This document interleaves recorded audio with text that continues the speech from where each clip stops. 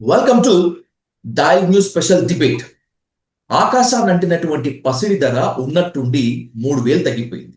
ఇక వెండి కూడా అదే స్థాయిలో నేల చూపులు చూస్తోంది. ఈ నేల చూపులు సామాన్యమే, సహజమే, సాధారణమే అంటున్నప్పటికీ కూడా రాబోయేటువంటి రోజుల్లో మరింతగా తగ్గుదల ఉంటుందా, లేదంటే అంతకు మించి బంగారం వెండి ధరలు పెరుగుతాయా అనేటువంటి దానిపై ఇన్ డీటెయిల్ గా ఇన్ డెప్త్ గా డిస్కస్ చేద్దాం. Let's invite financial expert and stock market analyst Sriramachandramurthy గారు అంటూ the dial news hot seat with Vijay సాధు. మూర్తి గారు నమస్తే. నమస్తే అండి. నమస్తే అండి. మూర్తి గారు, లాస్ట్ టైం మనం మాట్లాడుకున్నప్పుడు బంగారంలో ఇన్వెస్ట్ చేస్తే, వెండిలో ఇన్వెస్ట్ చేస్తే మంచి ఫలితాలు ఉంటాయని చెప్పి అనుకున్నాం. కొంతవరకు అది నిజమే అయింది. కానీ ఉన్నట్టుండి వెండి దారుణంగా పడిపోయింది. బంగారం ఎప్పుడు లేనంతగా నాకు తెలిసి 3,500 రూపాయల వరకు డౌన్ఫాల్ అయింది. ఏంటి ఈ సడన్ డౌన్ఫాల్ గల కారణం ఏంటి? మిరాకిల్ ఏమైనా జరిగిందా? మిరాకిల్ ఏం లేదు సార్. యాక్చువల్గా ఏంటంటే ర్యాలీ ఒకటి విపరీతంగా వెళ్ళింది కాబట్టి ప్రాఫిట్ బుకింగ్ అయితే జరిగింది. అయితే ఇక్కడ రష్యా ఉక్రెయిన్ పీస్ టాక్స్ 90% వరకు అగ్రిమెంట్స్ వచ్చాయనే న్యూస్ రావడంతో కొంత ఇన్వెస్టర్స్ ఏంటంటే ఇక అసెట్ నుంచి బయటకు వచ్చారు. ప్రాఫిట్ బుకింగ్ జరిగింది. దానివల్ల వెండిలో బాగా కరెక్షన్ వచ్చింది. 6% దాకా కరెక్షన్ వచ్చింది. నిన్న ఆల్ టైమ్ హై 2,50,000 ఎంసీఎక్స్లో వెళ్ళిన రేట్లు నిన్న అసలు నైట్ 10:30 ఆ టైంకి వచ్చేపాటికి 2,25,000 దగ్గర క్లోజ్ అయింది. ఇవాళ మార్నింగ్ 10,000 మళ్ళీ అప్లో ప్లస్లో ఓపెన్ అయ్యి 2,36,000 దగ్గర ప్రజెంట్ క్లోజ్ ట్రేడ్ అవుతుంది. కానీ ఏంటంటే ఒక పెద్ద ఎత్తున వెండిలో అయితే కరెక్షన్ వచ్చింది. అలాగే గోల్డ్ తీసుకుంటే ఇప్పుడు 1,38,39,000 దాకా వెళ్ళిన గోల్డ్ ఇది ఎంసీఎక్స్ రేట్లు ఇప్పుడు 1,33,000 దగ్గర ఉన్నాయి. సో దాదాపు 4,500 తగ్గింది. సో ఇది ఏంటంటే లాస్ట్ టైం మనం చూసుకుంటే 2 months బ్యాక్ ఒకసారి హెవీ కరెక్షన్ వచ్చింది. అప్పుడు వెండి 1,80,000 నుంచి 1,40,000 దాకా వచ్చింది. అలాగే గోల్డ్ 1,27,000 నుంచి 1,17,000 దాకా వచ్చింది. సో అంత కరెక్షన్ తర్వాత ఇదే రావటం. ఇది చెప్పడం ఏంటంటే లాస్ట్ 1 yearలో 9% కరెక్షన్ అనేది నిన్న ఒక రోజు వచ్చింది. సో బాగా ఏంటంటే ఇన్వెస్టర్స్ హెవీగా సెల్లింగ్లోకి వచ్చారు. సో ఇప్పుడు ఏంటంటే మళ్ళీ బాగా బాటమ్ అవుట్ కరెక్షన్ అయింది కాబట్టి వెండిలో ఒక్కోసారి ఇలాగే ఉంటుంది అనమాట. చాలా హెవీ కరెక్షన్స్ ఉంటాయి. పెరిగినప్పుడు అలాగే ఉంది, అలాగే తగ్గేటప్పుడు కూడా వెండి విపరీతంగా ఉంటుంది. సో అయితే ఇప్పుడు ఈ కరెక్షన్ అనేది ప్రాఫిట్ బుకింగ్ లాగా చూసుకోవచ్చు. కానీ హెవీగా ఇంకా డౌన్ అయిపోతుంది, మళ్ళీ 1,50,000 వస్తుందా అంటే అయ్యే ఛాన్స్ తక్కువ. 1980, 2011, 2020 తర్వాత, అంటే ఈ ఈ ఇంత గ్యాప్ తర్వాత వెండి ఈ స్థాయిలో తగ్గడం ఇదే మొదటిసారి అంటున్నారు నిన్నటితోటి. ఫర్ ఎగ్జాంపుల్, ఇండస్ట్రియల్ గా రిక్వైర్మెంట్ ఎక్కువగా ఉంది, పారిశ్రామికంగా డిమాండ్ ఎక్కువగా ఉంది. చైనా ఇంపోర్ట్ ఛార్జెస్, ఎగుమతి ధరలు ఎక్కువ పెడుతున్నప్పటికీ కూడా రాబోయేటువంటి రోజుల్లో ఇంకా వెండి ధర తగ్గే ఛాన్స్ ఉంది అనే మాట అంటున్నారు. Is that possible? ఇదేనండి. ఇప్పుడు ఏమవుతుందంటే ఎలా మీడియా అలా అనుకుంటామంటే ఇప్పుడు కొంచెం ఒక 20,000 30,000 తగ్గంగానే ఇంకా బాగా తగ్గిపోతుంది అనుకుంటాము. ఒక 20,000 పెరగంగానే ఇంకా బాగా పెరిగిపోతుందని మామూలుగా అన్‌ప్రొఫెషనల్స్ అందరూ అనుకుంటాం. కానీ యాక్చువల్‌గా ఏమవుతుందంటే 2 lakhs అనేది బేస్ అయితే అయ్యే ఛాన్సెస్ కనపడుతున్నాయి. ఇప్పుడున్న రేట్ల ప్రకారం చూస్తే. ఎందుకంటే వెండి డిమాండ్ ఇంకా కంటిన్యూ అవుతుంది. మనకి వెండి మేజర్‌గా ఎందుకు ఇప్పుడు లాస్ట్ ఇయర్‌కి ఈ ఇయర్‌కి ఎంత గ్యాప్ ఎందుకు వచ్చింది? మీరు చూస్తే 2023లో 80,000 ఉంది కేజీ వచ్చి. 2025 నుంచి మార్నింగ్ 5 ఏప్రిల్ మార్చ్ నుంచే స్టార్ట్ అయింది. ఎందుకంటే ఇప్పుడు ఎలక్ట్రికల్ వెహికల్స్ అన్ని కూడా ఇండియాలో మ్యానుఫ్యాక్చర్ అవుతున్నాయి. ఒక ఎలక్ట్రికల్ వెహికల్ తయారవ్వాలంటే కనీసం ఒక 50 గ్రాముల నుంచి 100 గ్రాములు వెండి కావాల్సి వస్తుంది.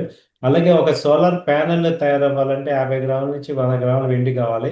అలాగే ఇప్పుడు వెండిని సెమీ కండక్టర్స్ లో బాగా వాడుతున్నారు, చిప్స్ లో. సో దానిలో కావాలి. ఇప్పుడు వెండికి ఏంటంటే రిప్లేస్మెంట్ లేదు.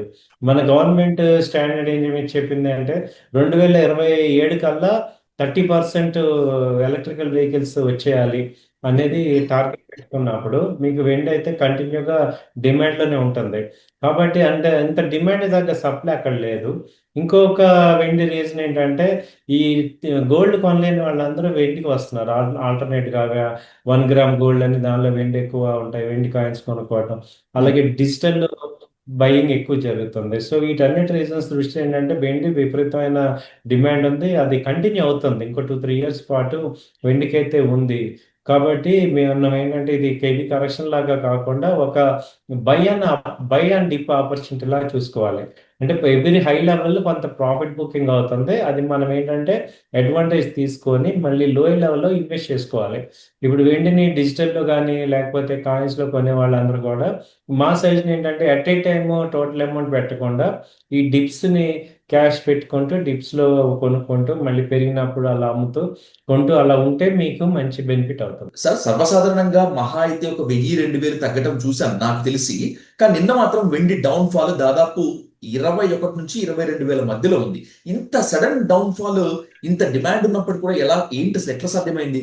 ఇవేమవుతుందంటే సార్ ఇది వెండిలో ఆ సిచ్యుయేషన్స్ వస్తూ ఉంటాయి సార్. ఎందుకంటే హెవీ కరెక్షన్స్ వస్తూ ఉంటాయి ఒక్కొక్కసారి.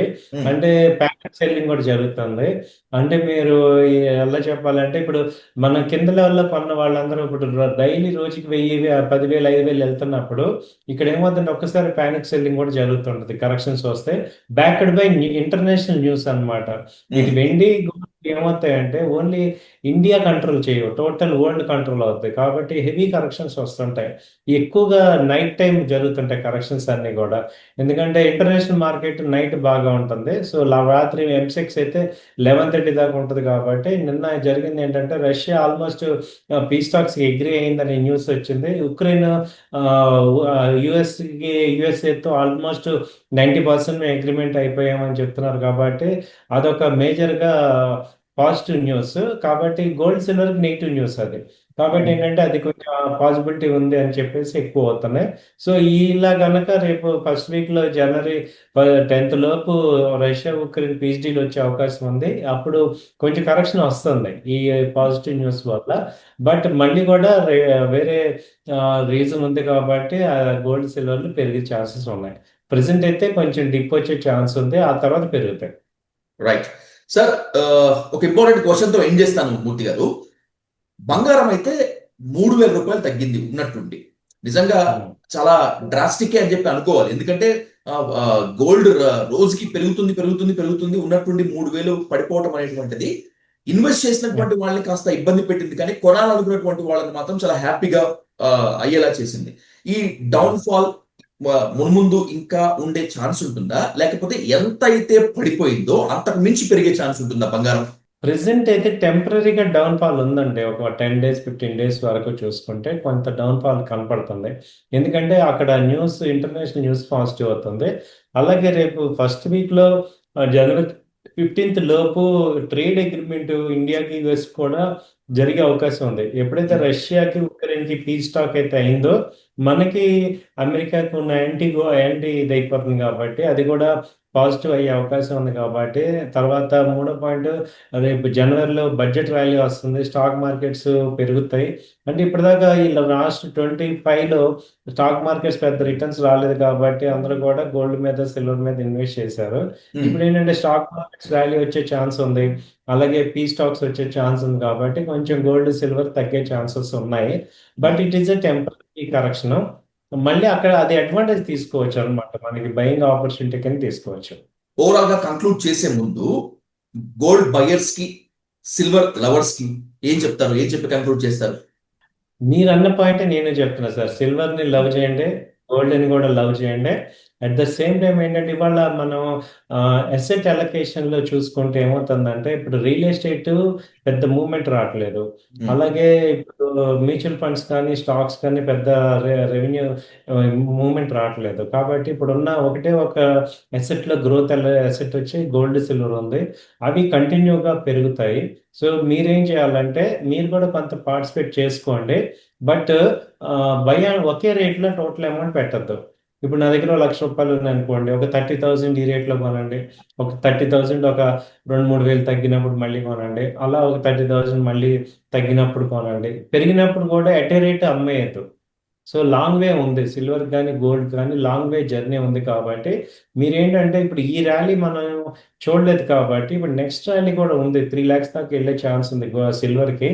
ఆ ర్యాలీలో మనం కూడా ఎంతో కొంత పార్టిసిపేట్ చేయాలి, పాజిటివ్గా చేయాలి. కాబట్టి మీరేంటంటే ఒక ఇన్వెస్ట్మెంట్ ఒక 1 year అవసరమైతే హోల్డ్ చేసే కెపాసిటీతో మీరు చేయండి. కానీ ఓవర్గా మీరు అప్పులు చేసి చేయక, డెరివేటివ్స్ కానీ ఇవి కాకుండా మీరు సేఫ్ అసెట్ని మీరు ఇన్వెస్ట్ చేసుకోండి సేఫ్ వేలో. అంటే మన దగ్గర ఎంతైతే డబ్బు ఉందో అంత కొనుక్కోండి. దానివల్ల మీకు అడ్వాంటేజ్ ఉంటుంది, లాస్ అవ్వవు. అంతేగాని ఓవర్ గ్రీడ్తో వెళ్ళామంటే ఈ కరెక్షన్లో బాగా మనం ప్రాఫిట్ ఏమో కానీ మనకి లాసెస్ కూడా ఎక్కువ అవుతుంటాయి. కాబట్టి సేఫ్టీగా కేర్ఫుల్గా ఇన్వెస్ట్ చేయండి. మంచి ఆపర్చునిటీని అడ్వాంటేజ్ తీసుకోండి. దీనికి సంబంధించి ఏదైనా మీకు ఇన్ఫర్మేషన్ కావాలా, హెల్ప్ కావాలని మా నెంబర్స్ కాంటాక్ట్ చేయండి, మేము హెల్ప్ చేస్తాం. తప్పనిసరిగా. థ్యాంక్ యూ సో మచ్ మూర్తి గారు. Thank you much more.